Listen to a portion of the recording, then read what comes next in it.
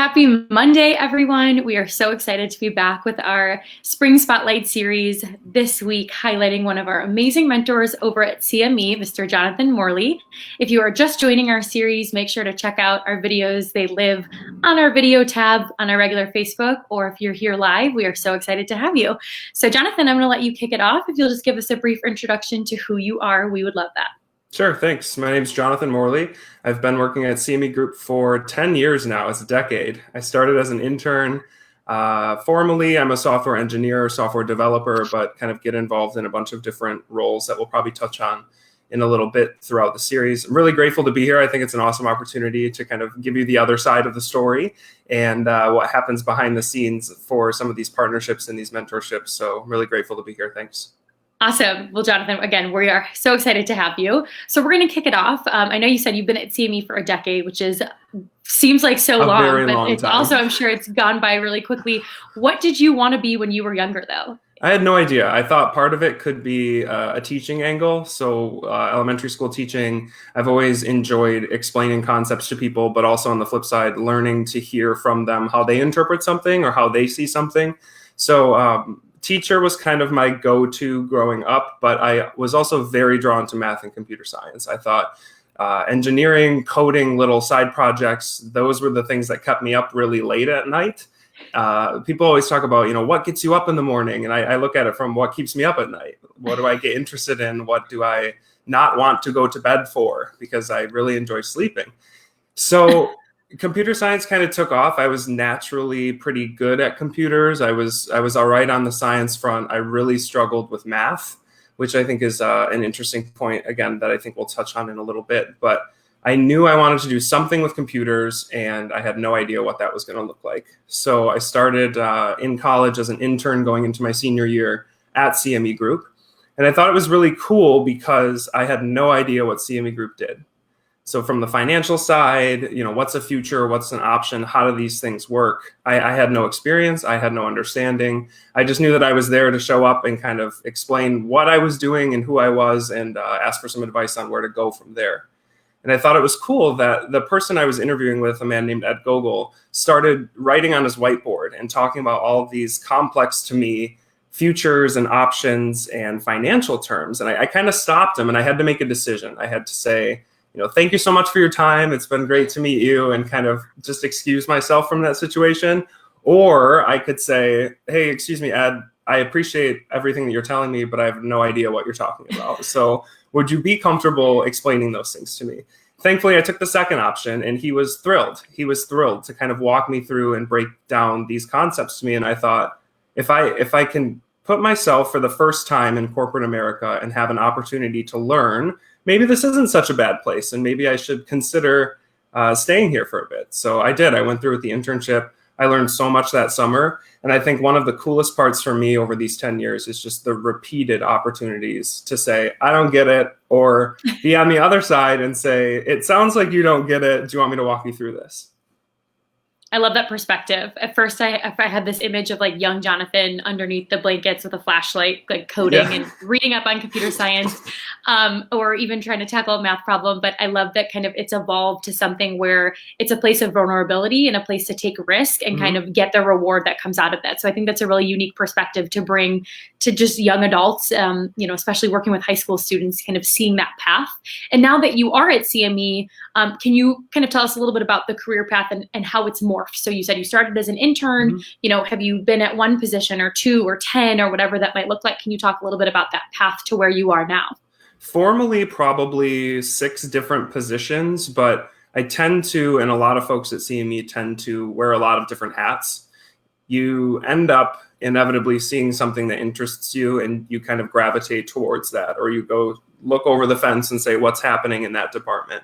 And I think that's one thing I've noticed that's different from a lot of my peers, whether it's industry peers or folks that I went to high school and college with. A lot of them tend to jump between jobs every few years. And there's nothing wrong with that. And there's nothing wrong with that strategy or that approach or kind of that career progression.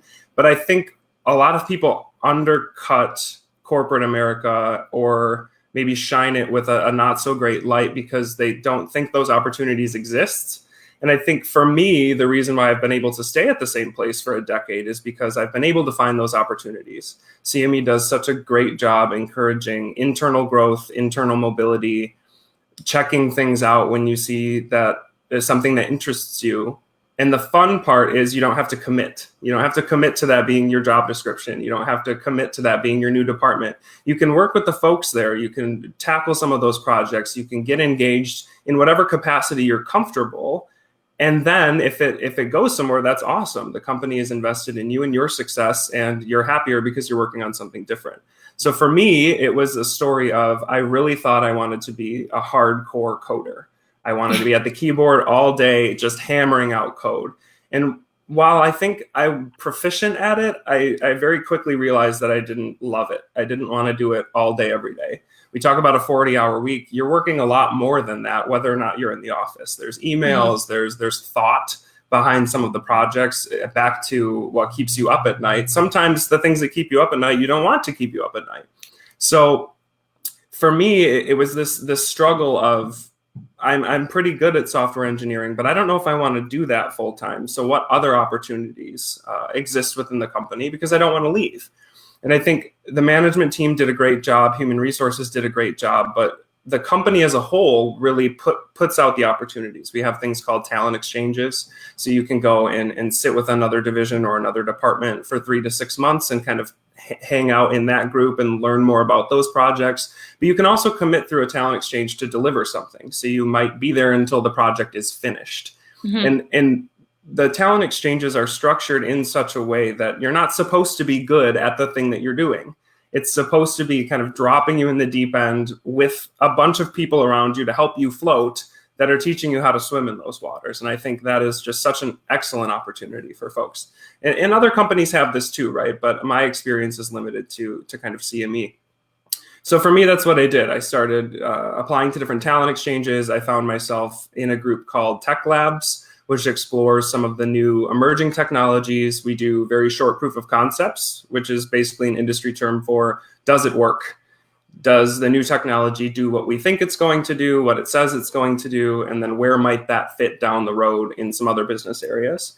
And then a few months ago, I made the transition more to a financial role, because the money side has always interested me, but I don't claim to know it all, and I haven't had a formal kind of financial background. So now I look at more of, what is our technology footprint throughout the enterprise? How much money are we spending in certain areas? And what's really great about that job is I don't have the displeasure of saying, you can't spend the money, but I do have kind of the pleasure of saying, here's a way you could spend the money slightly differently and get more for what you have. And that's kind of where I've been for the past few months.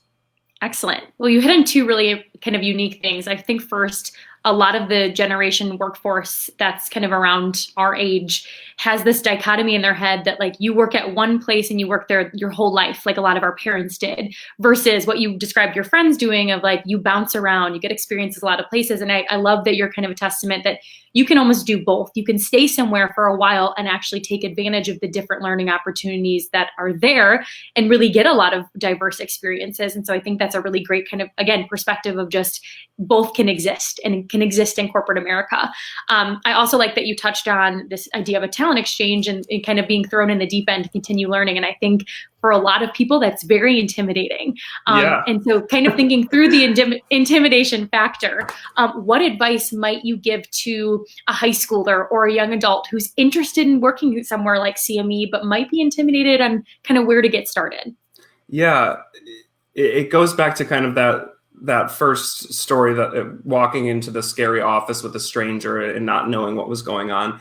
And I think one huge piece of advice that I would pass along is, don't be afraid to admit when you don't understand something. In a lot of ways, yes, it's terrifying and it's hard to do and it's uncomfortable, but those are the moments where you're really going to get a lot. You're either going to get the answers that you're looking for, which is kind of best case scenario, or you're going to get a lot of information about the situation that you're in. So if you were to go into a workplace for kind of an informational interview, if you could call it that, kind of learning about the company, and the folks on the other end don't want to explain it to you, that should tell you something. And maybe that's an environment that you're looking forward to. But I think more often than not, that's an environment that wouldn't be healthy for your growth, especially coming out of high school, going into college, in that limbo state of you might have an idea where you want to go, but you don't know what it's going to look like yet. So I'd say my biggest piece of advice there is speak up when you don't know something. Do that in a constructive way, right? Don't just throw your hands in the air and say, I don't get it, and walk out of the room. Right. But have the courage to say, I don't understand this, and I'm really hoping someone can explain it to me. That gives you so much situationally. It gives you so much from a knowledge-based perspective. And ultimately, it makes everyone everyone has a better experience. It gives the person on the other end the opportunity to explain a concept, to try a different style of communication. And of course, on the flip side, you're receiving really valuable information.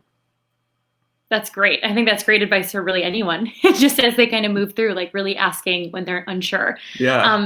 That's great. And then reflecting too a little bit about your background. So we're going to rewind in your life. Okay. I know that you had mentioned, mathematics was something that you maybe struggled with, but something clearly pursued you or pushed you to pursue mathematics. And as a whole, I feel like mathematics is very intimidating for a lot of people, whether that's students or parents. I think when people hear math, they have either a really visceral reaction of like, I'm not a math person, or someone's like, yes, I love math, that kind of thing. So having pursued mathematics, what still excites you about math today, and how do you use it in your daily life? Math is such an interesting one for me because my visceral reaction was, I'm a math person. But the reality of the situation is I was not a math person. I was very, very bad at math. So when I got to college, calculus was the first class that I had ever failed. And I thought, this is heartbreaking. It's something that I want to be good at, that I'm excited about being good at, but I'm frankly awful at it, right? In an academic setting, I have no idea what's going on. And I didn't have the tools, and I certainly didn't have the experience to step up and say, I need help. I don't get it. Something here is not clicking for me. So it's interesting because I certainly don't use my calculus classes in my daily life. There are times when I'll go in Excel and I'll do a fancy formula to show something really cleverly, but that's not necessary. It's just nice to have. Mm-hmm. I think the takeaway for me with the mathematics background, or at least the attempt at the mathematics background, is the process of deconstructing a problem. This was the first time in academics that I completely fell on my face and failed. And I had to really take a step back and deconstruct, why is this happening? I had to learn some new problem solving skills, what resources are available to me that I didn't know existed. You don't know what you don't know. There's a great phrase around that. But for me, I had no idea what was there for me. So academic tutoring, even a peer tutor, someone in my class that could help me out. So instead of just kind of going through the motions of checking the homework boxes, it became a challenge for me to understand a complex problem. But before I could get to the answer, I had to learn how to decompose the problem into manageable steps and say, okay, I don't know the answer right now, but what I do know is how to do this first part. And now that I have the first part correct and the answer to the first part, I can start working on the second part. So for me, math is great. I don't claim to be good at it. I've certainly done a lot of homework that was math.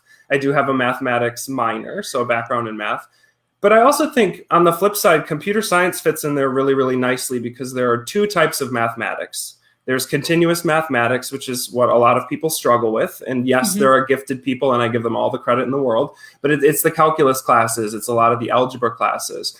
On the other side of that, there's an area called discrete mathematics, and it deals with kind of finite sets. There are only so many numbers that you can work with. There are only so many ways that you can tackle a problem. In discrete mathematics, I really excelled. So it wasn't until I figured out that there were two branches of math that I could approach, but then from there, where it could fit into my job description, where it could fit into my formal academic background, that was really the key for me. Was first saying, I don't get it. Second, saying, how do I get help? Third, learning how to use those resources appropriately. And then fourth, finding something that, one, I was good at, and two, I wanted to do before I could really excel academically. Both of those, I think, are really important for students to hear. Yeah, kind of going along with the advice too. Something. Right. And really understanding that it's not just about getting to a solution, but understanding that all problems have a solution, and you can kind of get there by decomposing that. So that's a great perspective. I also think about, just your background, not only with mathematics, but you're a very creative person. And so we were kind of looking at all of your different hobbies and the creativity that kind of fits in there. So how do you fit in kind of your personal creativity to computer science and what you do? The short answer is a lot of engineering positions, and I can only speak to computer science because that's what I'm most familiar with. You don't want me to design a building, but a lot of engineering positions can be incredibly high stress. And no, that's not physical stress of, oh my gosh, my fingers hurt because I'm typing so much, but it is stress. And in a lot of ways, it's not the healthy kind of stress, eustress. It's a negative kind of stress. So on my side, the creative hobbies are my outlet. They're kind of how I can de-stress in a healthy and a positive and a constructive way. Hmm. So I joke that I'm a serial hobbyist because I really fixate on something new and I want to go all in. But I'm only all in for like 3 or 6 months, and then I start to very quickly lose interest in whatever it is that I'm doing. So some of that I think was attention deficit hyperactive disorder. I struggled with that when I was younger. Tried some medications. Ultimately, that wasn't the right fit for me. But I very quickly learned that if I wanted to get anything done, I had to go all in and I had to be interested. So for me on the hobby side, it's really, wow, that looks like fun. Same thing that I do at work. Wow, that's cool. What's that? Let me learn about it. And then going all in and seeing what comes out of it. I think that's the best part. Some of it is completely useless things that I'll never use again. I went through a stint probably 2 years ago where I was big into crocheting. So I was all day, right? So all night, but all weekend I was crocheting. The little Mario here is crocheted. Oh, awesome. I never picked it up again. I had no interest in doing it again, but I accomplished something and I learned a new skill. And I thought, this is a really excellent and constructive use of my time. Not very practical for what I do in software engineering, but a great way to de-stress after a long day at work. Zooming out with that same kind of lens, do you feel like creativity has a spot in STEM? I think it has to have a spot in STEM. Every piece of technology that we use, everything that we interact with on a day-to-day basis was the result of someone saying, what if? What if we could do video conferencing with someone in a different state, in a different city, in a different country? What if we could connect households across the world? What if we had a pen with erasable ink that used friction, right? All of those things come from a STEM background. There's someone saying, how can we connect the dots here? But the creativity piece is the initial idea. It's the follow through. It's the marketing side. It's all of the stuff surrounding the invention. The invention is the idea. The STEM stuff is how it's done, and the creativity piece is everything in between. I don't think you would have any successful product without a creative background somewhere. Thinking how kind of your high schoolers would apply that, or the high schools that you worked with, over the past couple of years, we've heard a lot from them in terms of if they think about pursuing a STEM pathway, they have to give up their love of dance. Or if they think about, going to med school, they have to give up, X, Y, and Z, something that is a creative passion. So I love how you just blended those two. You have an outlet, but you also have it as a mindset. What other advice would you give to students, thinking about having to sacrifice creativity versus professional drive, or how do they blend those two? I really would challenge students to be purposeful with their time. So if it's something that they're interested in, if it's something that they're engaged with, if it's an area of their life that is improved by what they're doing, if there's an area of life that is kind of supported by these passions, then 100% go for it, and also make the time for it. I don't think anyone, going back to the dancer example, I did ballet in college. I don't think I ever left a class thinking, I wish I hadn't spent an hour or 2 hours or 5 hours at a rehearsal. I wish I hadn't spent that time. Yeah, you're tired, your body hurts, you feel like you're juggling a lot of different things.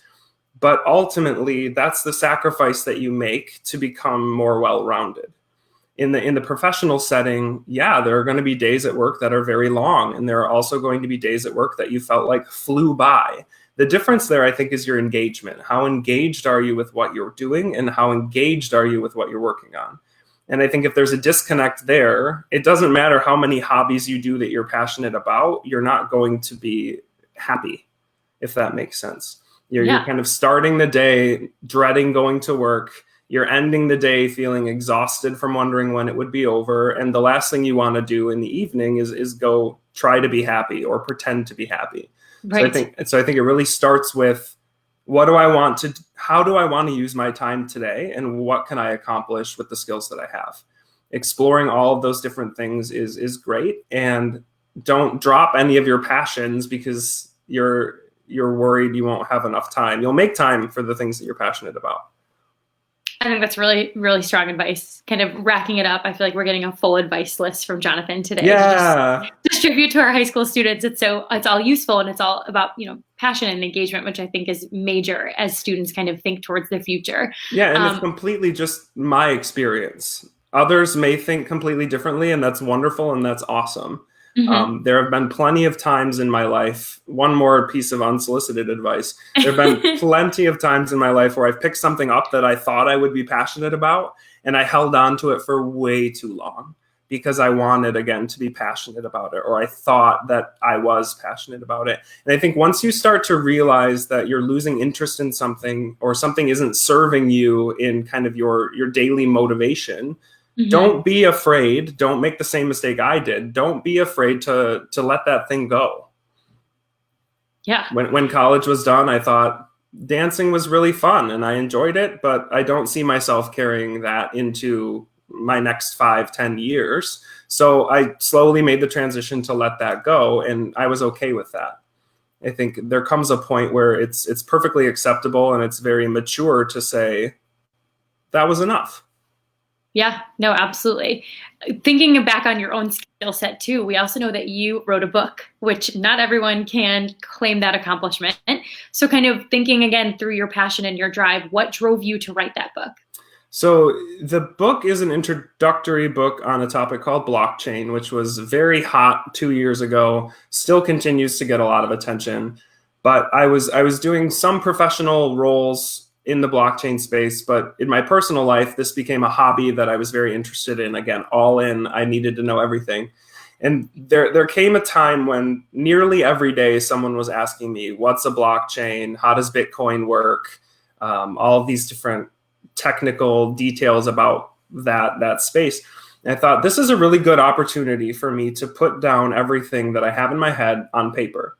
And I said, in order for this to be successful, I want two things to happen. One, I want it to be representative of what it claims to be, because I had purchased the ultimate guide to all things blockchain and it was a complete and total flop. I hated it. It wasn't interesting. I'm a reader. I'll read things that I disagree with. I'll read things that aren't in my subject area, but this is one place where I felt very comfortable. I was interested. I knew enough about it. And I thought this really didn't deliver what it promised to deliver. So that was my first goal. I wanted to be representative of what it claims to be. An introduction, an hour-long introduction.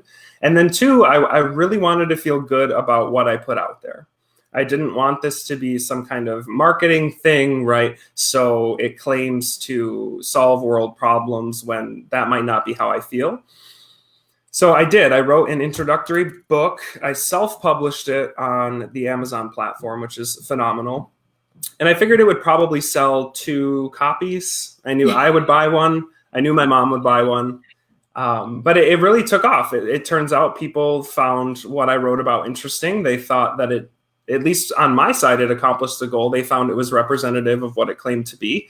And it was a really, really cool experience. It was great because it forced me to stay motivated. I had to find ways to continue to keep myself engaged.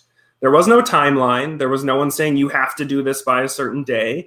Mm-hmm. And realistically, if I had dropped the project and just walked away from it, no one would have been harmed. I just would have felt like I let myself down. So it was a really good experience for me to kind of self-start, self-motivate, self-regulate, and publish something.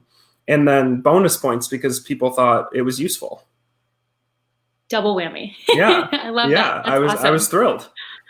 Great. Well, ISTI will have to buy a copy, even though I don't know what blockchain is, but I will read the intro and then I will learn more about it. In only 1 hour. What a concept. Perfect.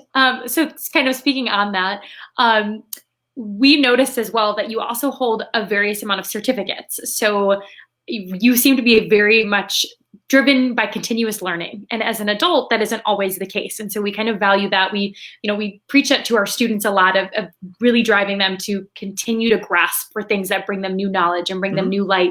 So to see it in an adult is exactly what we want to model throughout our mentor team, and just give back to our students and showing that. So can you speak a little bit, why is continuous learning a part of your life, a part of your professional or personal, and just kind of why that is important to you?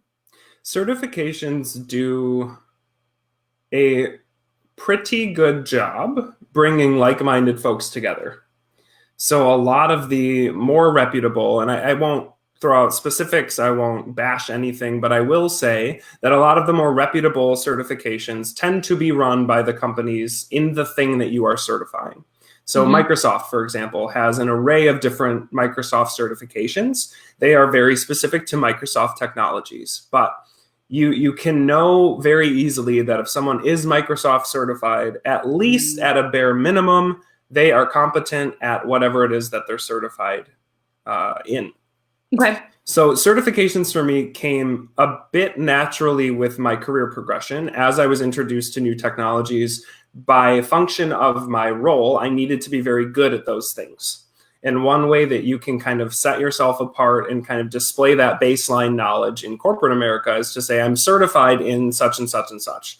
And, and because they have kind of that guarantee, people are more comfortable doing business with you. Business in this sense for me is internal stakeholders. So there's another team that wants to experience the cloud. For example, maybe they want to try running some workload in the cloud.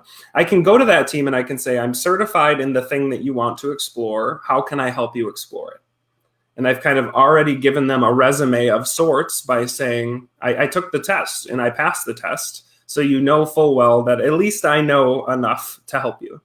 And that's kind of where it plugged in for me. I think also the certifications, there tend to be hubs of people that center around those certifications. So it's a really good way to meet like-minded folks. It's a really good way to share immediately a common ground with another group of people. Internally, we have the Wall of Fame, which is a bunch of different people that are certified and in which areas they're certified. And it makes you a lot more comfortable going to someone knowing that you don't have to have the initial icebreaker conversation of what does this do? How does it work? How might we use it? You can really speed up the process of innovating something new. You can say, here's what we already have. We all know everything that there is to know about it, or at least what was covered on the certification. So, so you can kind of speed up that process. And I think for folks that are looking to get certified, two places to look. One is all of the big companies. So say you want to be a certified technical support person, you look at kind of the big staple companies, and Microsoft stands out. So you would just go Google Microsoft certifications, and there are a ton of them that you can kind of break down. Maybe it's something you're already proficient in and you just want the sticker to say that you did it. Or maybe, and this is a cool path too, maybe it's something that you want to be proficient in. So here's a guaranteed way to know a lot about something by studying for the certification and by ultimately taking the test to be certified. That's a really excellent way to continue learning. Great. And I'm going to shift our capacity of how we kind of are lucky enough to have you in our lives. With ISTI and the STEM Challenge, you have served as a mentor for multiple years. You're a mentor lead, and you kind of led the CME mentor group working with Von Steuben and CPS schools. So what does being a mentor mean to you? I think it is just so refreshing. As there are very few people that I know that would choose to spend several hours with a group of very excited high school students. And that is the best part for me. It's learning their personalities, learning their interests. It keeps me fresh and focused on kind of the stuff that's coming down the pipeline, technologies that they're using, thoughts that they have. And so many of them have not been filtered yet. So you don't have this filter of what's possible, and they're still kind of in this mental state, which is wonderful, frankly, of, well, why can't we do that? This is a great idea. It should happen. So for me, it's a lot of really fun interactions. It's a lot of just new conversations. And I'm at the age now where I am starting to feel old. I'm far enough removed from high school, from college, that I start to wonder, like, what are the trends nowadays, and what does that phrase mean, and things like this. So getting to interface with the students and learn how they're thinking, what their education looks like compared to mine, it's just a complete and total blast. That's excellent. And I know, just kind of seeing what's happening on MME with CME mentors, and you included, you give students a lot of feedback, just as you mentioned, about their ideas, about, what's actually feasible, or what's innovative, what's new and fresh. And you've touched on it a little bit, but I would love you to elaborate a little bit more on, we know the students learn a lot from you, but what do you learn from the students? The students aren't stuck thinking a certain way.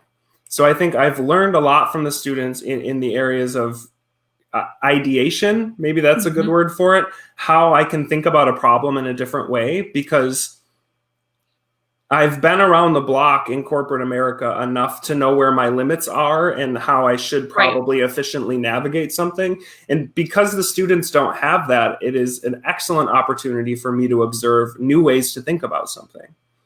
So given the constraints that I have in my head that the students don't know, what a great idea so-and-so just came up with, because they don't have those limitations.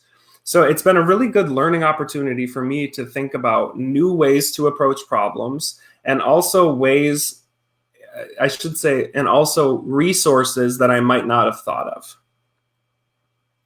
In the process overall, I know, as you just mentioned, there's, learning from both your end and the student end. What does success look like for you as a mentor? So at the end of the program, what do you hope students take away from it? What's kind of the end goal, and what does that look like? Success for me, you never know when it's going to happen, but it will always happen. And that's the cool part. It's the light bulb moment for the student. So when you're working one-on-one, whether it's a video call or whether you finally read the words that you were hoping to read on the mentor matching engine, it's the light bulb moment of, now I get it. And I understand. I've thought this through, we've iterated it, we've gone back and forth, we've bounced ideas off of each other, but there's always a moment where they solve the clue, or they've got the clue, they solve the problem. Back to the math example earlier, deconstructing the big picture into smaller and manageable chunks. And once those chunks finally come together and they see that final answer, it's that light bulb moment of, I did it. I absolutely did it. Because they all come in and they're like, wow, this is going to be a lot of weeks. It's going to be a lot of conversations. It's going to be a lot of getting stuck and not knowing what to do. But somewhere along that path, there's a light bulb moment where the student finally realizes, I'm self-sufficient and I can figure this out. Some of that is picking up tools along the way through conversations. Some of that is the mentoring aspect. But the success for me is when the student has the light bulb moment, gets the big smile on their face, and says, I get it. I know I've done a good job when they feel that way. I think part of the STEM challenge, or I know part of the STEM challenge, really focuses on that process over, what the product is. And so I think kind of tying success in with the little steps along the way, and it's not just what they come out with at the end. I think I love how you reinforce that with, the process of learning and having that light bulb. So thank you for that again. So we started our conversation with what you wanted to be when you were younger. So we're going to fast forward and kind of hear from you on where do you want to be, in the next 5-10 years. I've never been good at answering this question. I have no idea what I want my life to look like tomorrow. I have certainly no idea what I want it to look like in 5 to 10 years. So I think I've learned a lot from high school, from college, from being in the workforce, and I've gotten very good at trusting myself. It wasn't something that I was particularly confident about growing up. And I think for me, I know I can deconstruct problems. I know that I can begin the process of problem solving. And I think where I want to be in 5 or 10 years is exactly where I'm going to be, because I'm going to continue navigating. I'm going to continue looking at the shiny objects. I'm going to continue exploring different things and new people and new experiences and new thoughts. And if you had asked me 5 or 10 years ago where I thought I would be, and if I had given you an answer, it probably wouldn't have been here, because it's been so many different people, places, and things that have shaped me into the person I am and the position that I'm in. And I think in 5 to 10 years, wherever I end up is exactly where I want to be. Thank you for sharing that. I think that, for our students listening or for other people, pathways look a lot differently. And so I think having that instinct of knowing you will end up where you want to be, where you need to be, all that, I think it's a great reflection. So thank you for sharing that. And Jonathan, thank you for the whole interview as well. It's been great to just kind of hear from you. And we're excited to see you in person, whatever that next step is. For our viewers, if anyone has questions, feel free to drop them in the comments. Jonathan will have access to answer those and we can pass them along as well. And again, Jonathan, thank you so much for being here today. And we will hopefully see you in person very soon. My absolute pleasure. It is always a privilege to work with ISTI, and I thank you so much for the opportunity. Awesome. Well, to all of our viewers, have a great rest of your Monday and enjoy the intermittent sun that we hope comes out.